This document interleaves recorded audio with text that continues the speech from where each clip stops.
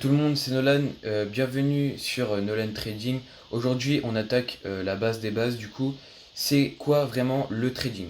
Parce que entre du coup ce qu'on voit sur TikTok et la réalité, il y a un monde, ok? Il y a un monde de décalage.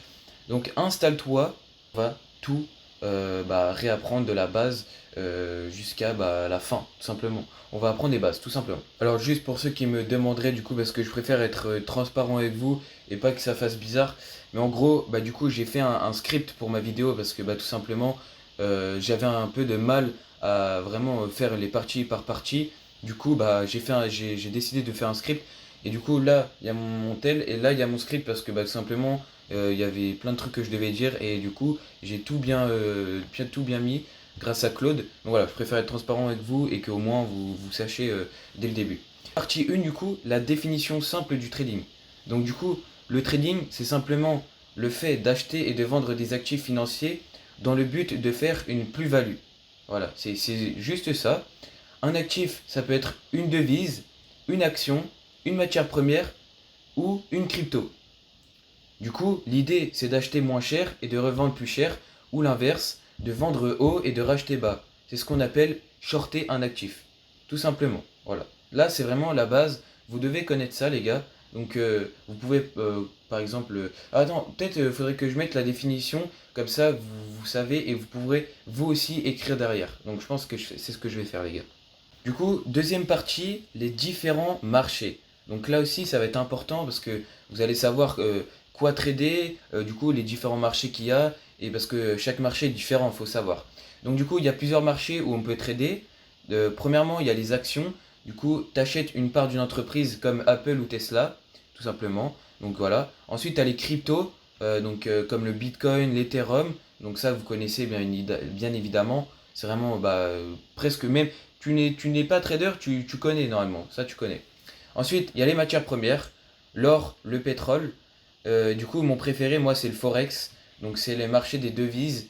Donc, c'est l'échange entre toutes les devises du monde entier. Donc, vous avez l'euro, l'USD, le yen japonais. Vous avez le GBP. Donc, le GBP, c'est tout simplement le livre sterling, bordel. Oh là là, j'ai du mal, j'ai du mal. Donc du coup, c'est le plus grand marché financier au monde, avec plus de 7 milliards de dollars échangés chaque jour. Du coup, il est ouvert 24 heures sur 24, 5 jours sur 7. C'est pour ça que je me suis orienté vers le Forex, parce qu'en fait, on peut trader un peu tous les jours, hein, c'est ça qui est bien. Et vous avez le week-end pour vous reposer, voilà, c'est pas tous les jours non-stop, parce que comme je crois, le Bitcoin, c'est vraiment non-stop, hein, c'est 7 jours sur 7, ça s'arrête jamais.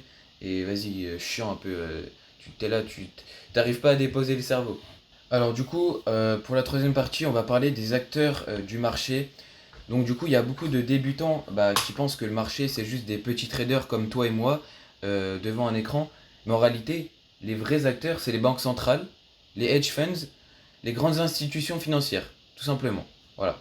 C'est vraiment eux qui vont placer des ordres vraiment énormes. Ils vont déposer des millions sur chaque trade. Et voilà. Après, on en reparlera dans des prochaines vidéos.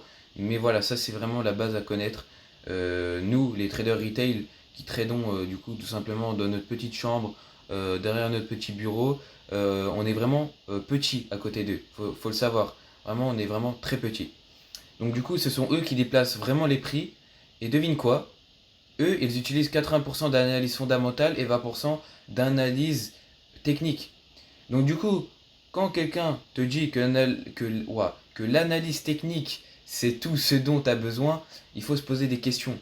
Parce que quand on voit que dans les grandes institutions, les hedge funds, tout ça, comme les BlackRock, tout ça et tout, frérot, crois pas, ils utilisent l'analyse technique à 80%. Non, non, non, c'est même pas du 50-50. C'est vraiment du 80-20. On va parler de la loi de Pareto presque. C'est vraiment la loi de Pareto, tout simplement.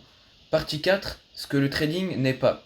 Donc du coup, le trading, c'est pas ce que tu vois sur TikTok. C'est pas le mec dans sa Lamborghini qui te vend sa formation à 997 euros. C'est pas du scalping basé sur des figures géométriques sur un graphique. Ok?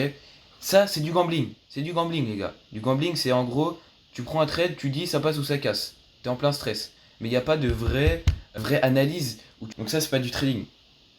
Le vrai trading, c'est de la patience, de la discipline, de l'analyse.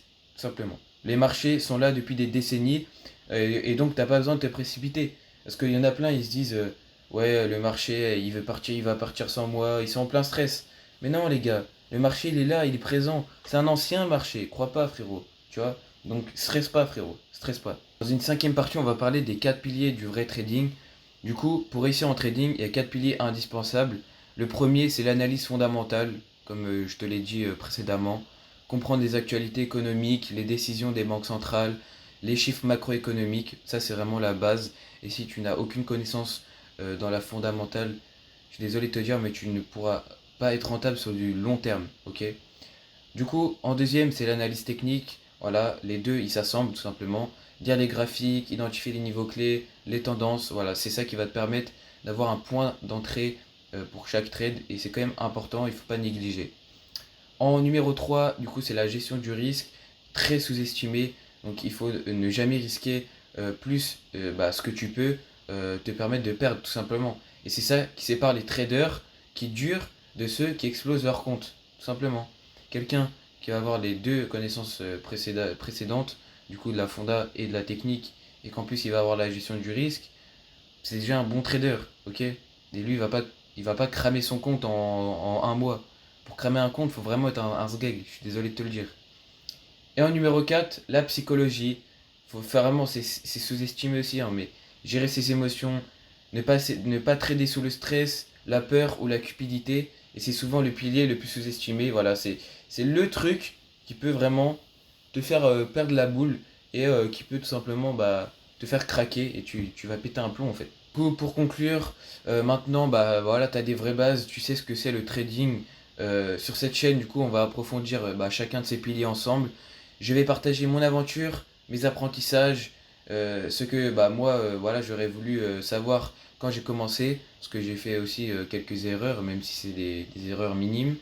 Si cette vidéo t'a apporté de la valeur, laisse un like, abonne-toi et active la cloche de notification pour ne rien louper. Parce que là, comme je t'ai dit, on a appris vraiment le début, mais après, au fur et à mesure, c'est comme une formation. On va apprendre les bases et ensuite on va aller vers du concret. Et voilà. Donc, j'espère que tu as aimé la vidéo. On va se retrouver la semaine prochaine pour ma deuxième vidéo longue de la chaîne, tout simplement. Voilà. Je vous dis à la prochaine. C'était Nolan. Ciao, ciao.